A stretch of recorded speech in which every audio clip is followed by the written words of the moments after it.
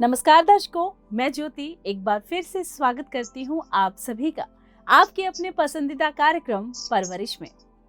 हमारे इस कार्यक्रम के माध्यम से हमारा यह प्रयास रहता है कि हम आपको बताएं परवरिश के बारे में। हम आपको समझाएं कि कैसे आप अपने बच्चे की परवरिश कर सकते हैं। हमारे आज के इस कार्यक्रम में हम चर्चा करने जा रहे हैं कि कैसे हम अपने बच्चे को बचपन से ही वो संस्कार दें जिससे हमारा बच्चा आगे चलकर एक बहुत ही अच्छा इंसान बने। कैसे हम अपने बच्चे को सही और गलत के बारे में बताएं, कैसे हम अपने बच्चे को समझाएं कि दूसरों की मदद करना बहुत अच्छी बात होती है। और आज इस विषय पर तमाम जानकारी के लिए इस वक्त हमारे साथ मौजूद हैं श्वेता शर्मा जी, जो एक लाइफ कोच हैं, पेरेंटिंग कोच हैं। पिछले 16 सालों से मेडिटेशन कर रही हैं और पिछले 12 सालों से बच्चों को मेडिटेशन सिखा रही हैं। तो चलिए एक बार फिर से मिलकर श्वेता मैम का स्वागत करते हैं। श्वेता मैम, बहुत स्वागत करूंगी कार्यक्रम में आपका। Thank you so much. Ma'am, जैसा कि मैंने कहा कि हमारा आज का विषय होगा कि कैसे हम अपने बच्चे को एक अच्छा इंसान बनाएं। मैम, जब भी कोई भी हम नया काम करते हैं तो कहते हैं कि नींव जितनी अच्छी होगी उतने ही अच्छे हमारे जो आगे की चीजें हैं वो होंगी। अगर हम अपने बच्चे को आज से ही सिखाएंगे कि उसे कैसे अच्छा इंसान बनना है, उसे कैसे दूसरों की मदद करनी है, उसे कैसे दूसरों के लिए स्टैंड लेना है, तो वो आगे चलकर एक बहुत अच्छा इंसान बनेगा। तो हम आज से ही अपने बच्चे को एक अच्छा इंसान कैसे बना सकते हैं, आज से ही उसकी शुरुआत कैसे कर सकते हैं, इसके बारे में बताइए। बहुत अच्छा ये प्रश्न है ये। देखिए, सबसे पहले मैं ये कहना चाहूँगी, अपने बच्चे को स्माइल करना सिखाएं, खुश रहना सिखाएं। कैसी भी परिस्थिति हो, बच्चों को हमेशा खुश रहना सिखाइए। देखिए, अक्सर क्या होता है, हम अज्ञानता से इस जीवन का परिचय बच्चों को कैसा दे देते हैं कि लाइफ इज वेरी टफ, है ना। तो अगर हम सहज रहें और ये कहें कि जीवन खुशी है, जीवन आनंद है, जीवन सीखने का नाम है, जीवन को भरपूर क्या कहें भरपूरता से जीने का या इंजॉय करने का नाम है, तो ये ज़्यादा बेटर होगा। क्योंकि अक्सर जब हम बच्चे को ये कह देते हैं कि तुम्हें इतनी मेहनत करनी पड़ेगी, देखो ज़िंदगी में इतनी ऑब्स्टेकल्स आती हैं, मेरी ज़िंदगी में इतनी ऑब्स्टेकल्स आई, पापा की ज़िंदगी में ऑब्स्टेकल्स आई, तो देखिए बच्चों को लगता है कि ज़िंदगी दुख का नाम है। तो उसमें क्या होता है, बच्चे सबसे पहले अपनी मासूमियत खो देते हैं और सेकंड हम क्या करते हैं, उनको पढ़ाई में लगा देते हैं कि पढ़ो, कि बस एक किताबी कीड़ा बनकर किताबों में ही रहो।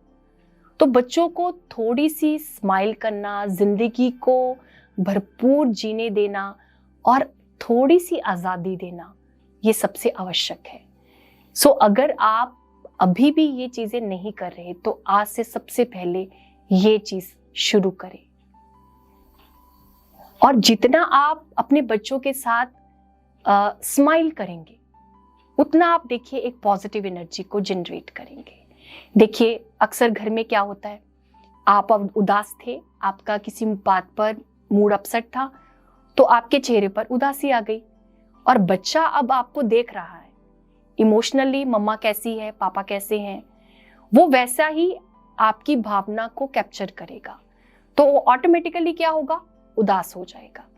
बच्चे ने आपसे कोई बात पूछी, आपने उसका र्यूड आंसर दिया या आपने उसका आंसर नहीं दिया, तो उसको समझ आ गया कि मम्मा का मूड अच्छा नहीं है।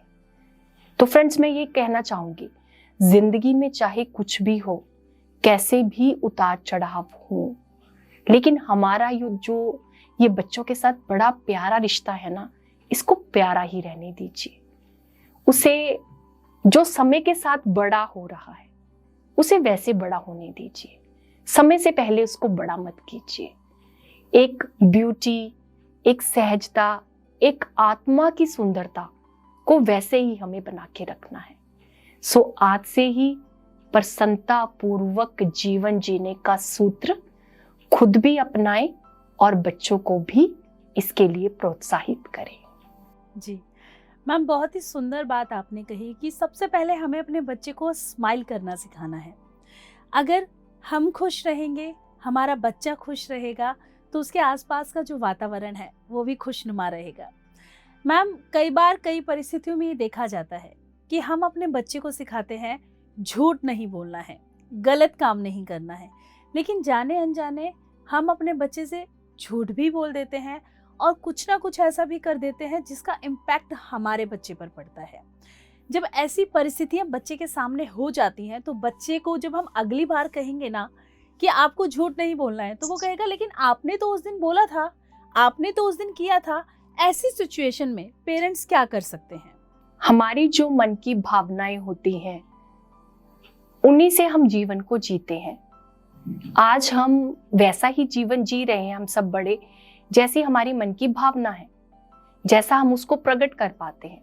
और कल बच्चे भी जीवन को कैसे जिएंगे, जैसे उनकी मन की भावना होगी। अब देखिए, बच्चों के पास मन की भावनाओं का पाठ कहाँ से आता है? पेरेंट्स से। एक पेरेंट को अपनी जिंदगी में बहुत जागरूक होना पड़ता है।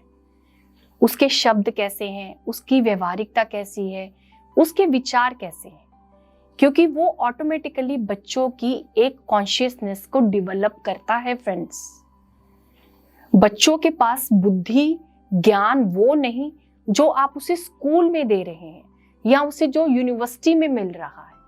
बच्चों के पास असली ज्ञान, असली नॉलेज वो है जो उनकी भावनाएं आपसे मिल रही हैं।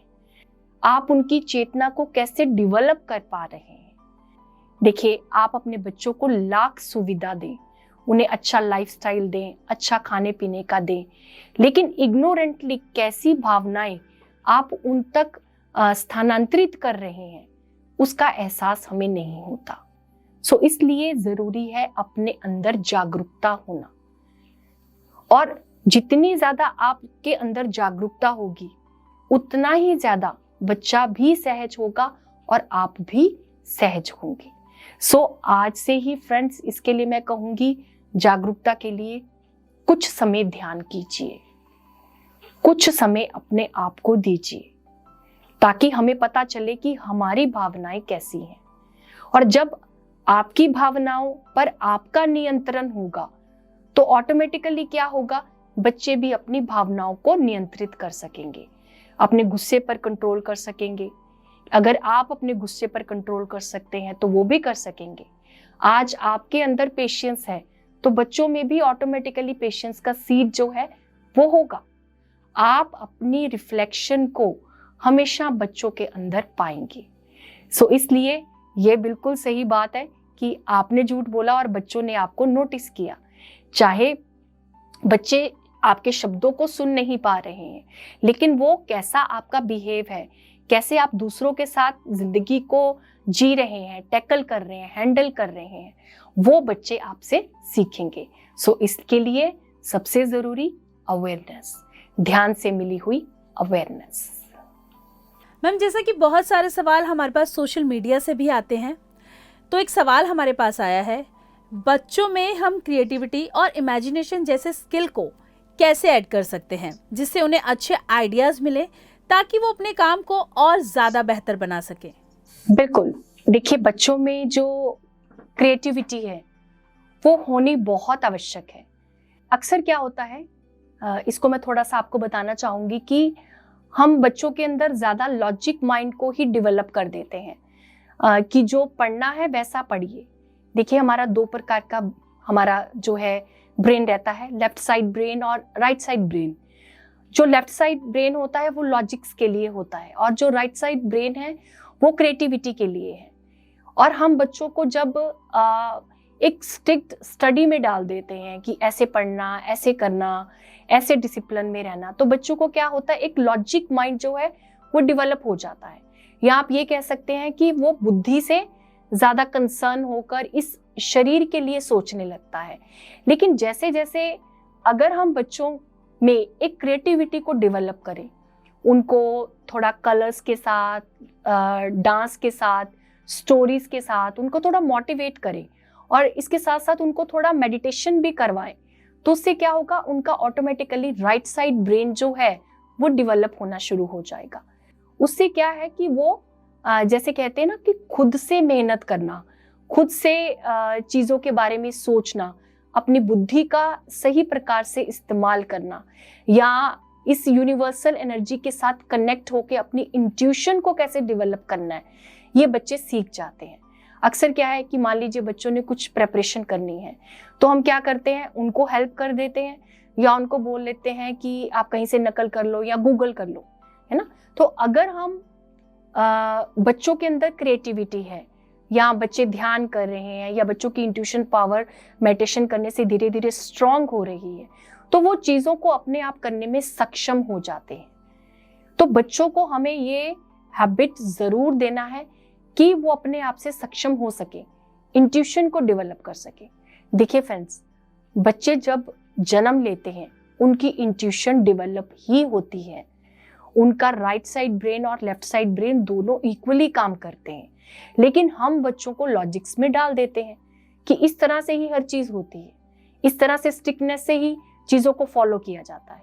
लेकिन अगर हम बच्चों को थोड़ी सी लिबरेशन देते हैं, उनको हर काम को उनके ढंग से करने देना चाहते हैं, तो उनको करने दे, है ना। फॉर एग्जाम्पल, जैसे कि इसमें हम एक एग्जाम्पल ले सकते हैं कि मान लीजिए अगर हमने बच्चे को बोला कि एक फ्लावर में कलर करो, तो उसने रेड किया या पिंक किया, तो मान लीजिए एक बच्चे ने अगर उसमें ग्रीन कलर कर दिया तो इट्स ओके।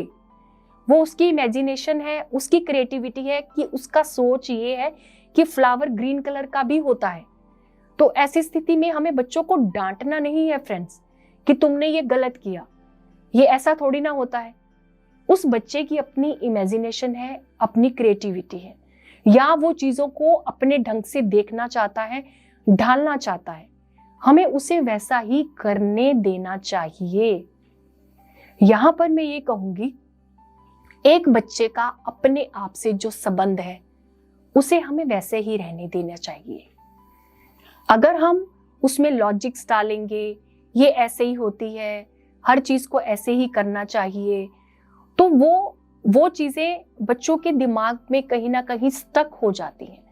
और फिर कहीं ना कहीं अगर कोई क्रिएटिविटी या इंट्यूशन उनकी कोई डेवलप होती है, तो उनको लगता है कि शायद मैं गलत कर रहा हूं। बच्चे के अंदर ये दिमाग में अपने आप ही ये चीजें आने लगती है कि शायद बड़े ही मुझे ठीक बता सकते हैं, या मेरे टीचर्स ही मुझे ये सही बता सकते हैं, मैं अपनी तरफ से कुछ सही नहीं कर सकता हूं। सो इसके लिए मैं आप सब पेरेंट्स, जितने भी टीचर्स, गुरुजन इस प्रोग्राम को देख रहे हैं, अपने स्टूडेंट्स की, अपने विद्यार्थियों की, अपने बच्चों की क्रिएटिविटी पे, उनकी कला पे ध्यान दीजिए। मैम, अक्सर पेरेंट्स अपने बच्चे को कहते हैं कि शेयरिंग ही केयरिंग, लेकिन जब हमारा बच्चा स्कूल में कुछ शेयर कर कर आता है, किसी के लिए केयरिंग दिखाता है, तो हमारे जो पेरेंट्स हैं, हम खुद ही अपने बच्चे को डांटते हैं कि आपने अपनी चीज़ उसे क्यों दी, आपने इसके साथ ऐसा क्यों किया, आपने ऐसा क्यों किया। तो ये जो हमारे पेरेंट्स का नेचर होता है, उसकी वजह से बच्चे भी कई बार कंफ्यूज हो जाते हैं कि मम्मी ही बोलती है शेयरिंग ही केयरिंग, पापा ही बोलते हैं कि अपनी चीज़ों को देना चाहिए, लोगों की हेल्प करनी चाहिए, लेकिन जब मैं करता हूँ तो वही मुझे डांटते हैं, वही मुझ पर गुस्सा करते हैं। ऐसी परिस्थिति में पेरेंट्स को कैसे अपने बच्चे को समझाना चाहिए, खुद को कैसे समझाना चाहिए, इसके बारे में बताइए। देखिए, इस स्थिति में पेरेंट को अपने आप को ही समझाना है। बच्चे ने वही किया जो आपने उसको सिखाया, और कहीं ना कहीं आपकी तरफ से भी कोई शेयरिंग ऐसी है या केयरिंग ऐसी है जिससे बच्चे ने वो गुण लिया, है ना। अब देखिए, मैं आपको ये कहूंगी कि क्या किसी को केयर करना या शेयरिंग करना, क्या हम एक फैमिली तक सीमित रखेंगे या कुछ लोगों तक सीमित रखेंगे? नहीं फ्रेंड्स, ये पूरा जगत ही हमारी फैमिली है। अगर आपका बच्चा देखिए कुछ शेयर कर आया है, उसने किसी की टेक केयर की है, उसको डांटने की जगह उसे हम शाबाशी दें, ठीक है। अब कई बार होता है हम छोटी मोटी चीजों का आदान प्रदान बच्चों ने कहीं कर लिया तो इट्स ओके।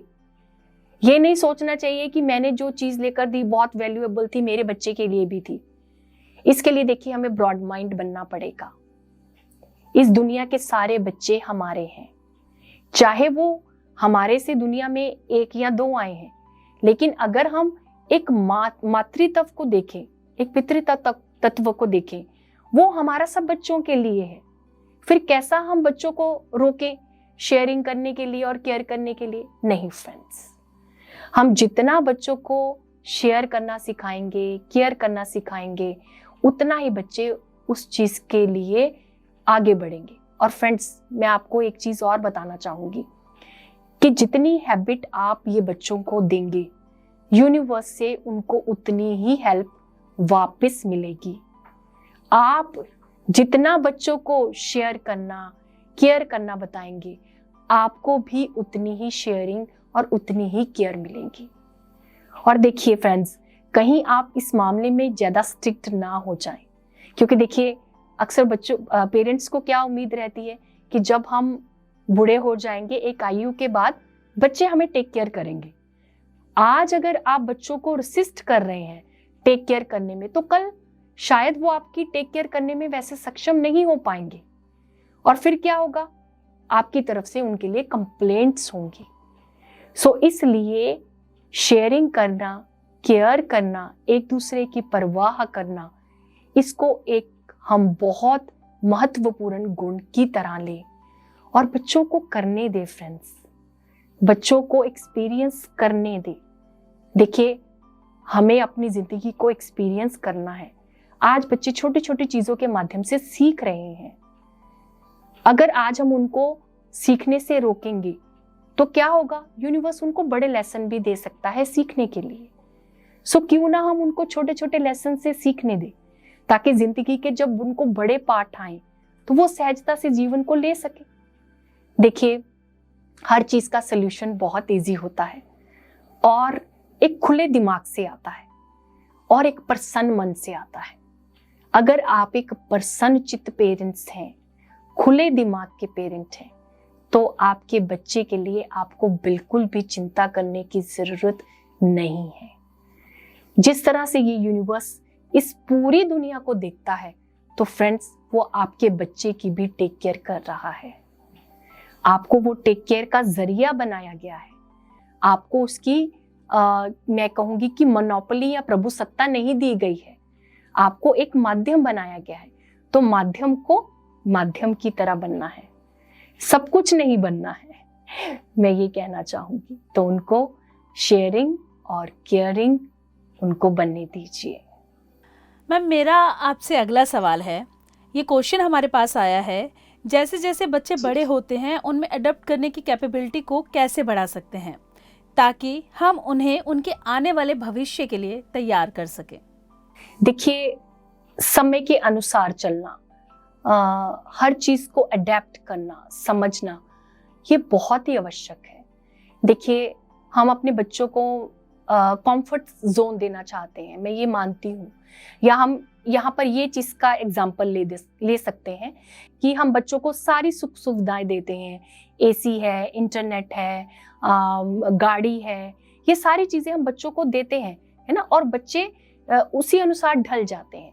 लेकिन कई बार ऐसी परिस्थितियां होती हैं जब ऐसी जो लग्जरियस लाइफ है या ऐसी सहूलतें जिंदगी में नहीं भी होती हैं, तो ऐसी स्थिति में बच्चों को अपने आप को ढालना आना चाहिए।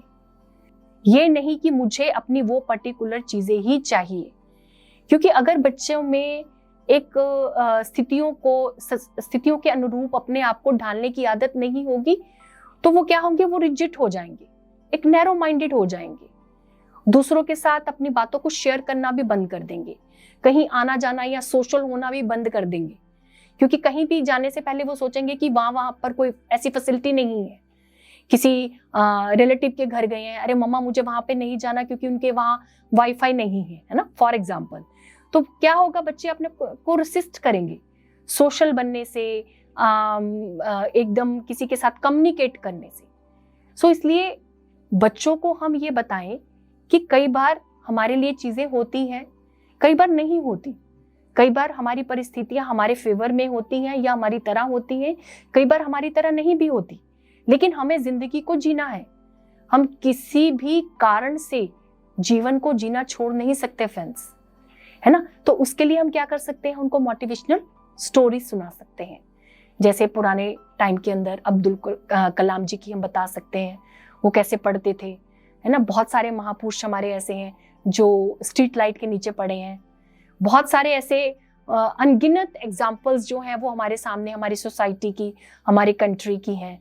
तो हम ऐसी मोटिवेशनल स्टोरीज या एग्जाम्पल्स हम बताकर बच्चों को मोटिवेट कर सकते हैं और उनको कभी कभी ये माहौल दे भी फ्रेंड्स, है ना।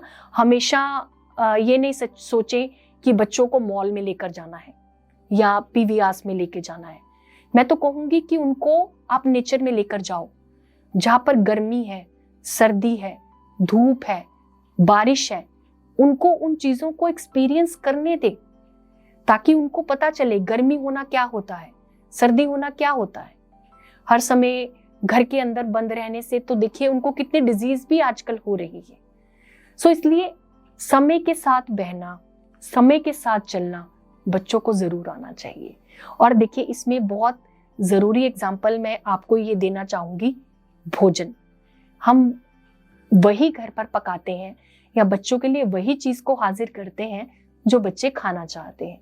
लेकिन मान लीजिए अगर कहीं वो बाहर गए हैं किसी रिलेटिव के यहाँ या कहीं घूमने गए हैं, उनकी मनपसंद कोई चीज भी नहीं, तो उनको हम प्रोत्साहित करें कि हमें हर चीज को ट्राई करना चाहिए। इसमें मेरे को एक बड़ी अच्छी एग्जांपल याद आई।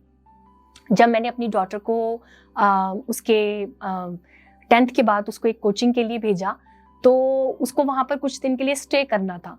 तो उस दिन उसके पीजी में जैसे होता है ना, पंपकिन की सब्जी बनी थी। घर में तो वो अक्सर कभी नहीं खाती थी, लेकिन उसने वहाँ पर उस पंपकिन की सब्जी को खाया और उसने मुझे कॉल पे बताया कि मम्मा आज मैंने ना पंपकिन की सब्जी खाई। सो देखिए मुझे इतना अच्छा लगा कि बच्चा बाहर जाकर जैसी परिस्थिति है उसके अनुरूप हो गया। तो इसके पीछे क्या है?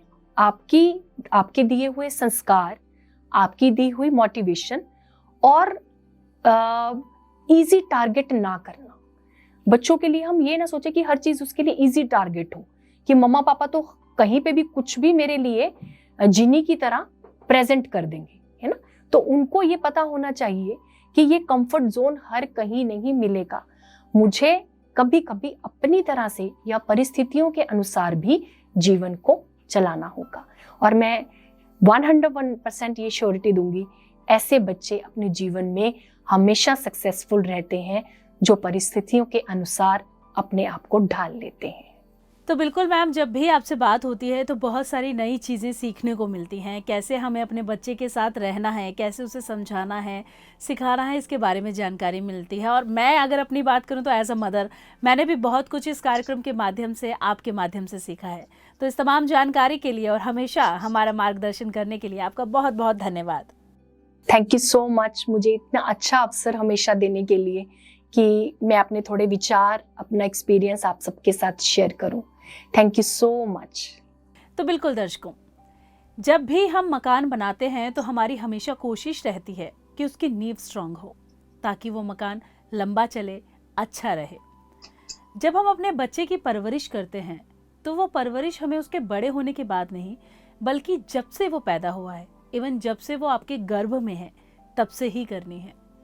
जब हम गर्भ से ही बच्चे को सही संस्कार देना शुरू कर देंगे, अच्छे से परवरिश देना शुरू कर देंगे, तो यकीन मानिए आगे चलकर आपका बच्चा एक बेहतर और एक बहुत अच्छा इंसान बनेगा। हमारे आज के इस कार्यक्रम में हमने इसी विषय पर चर्चा की। आज के लिए बस इतना ही। बने रहिए हमारे साथ और देखते रहिए PMC हिंदी। नमस्कार। हिंदी बदले जीवन।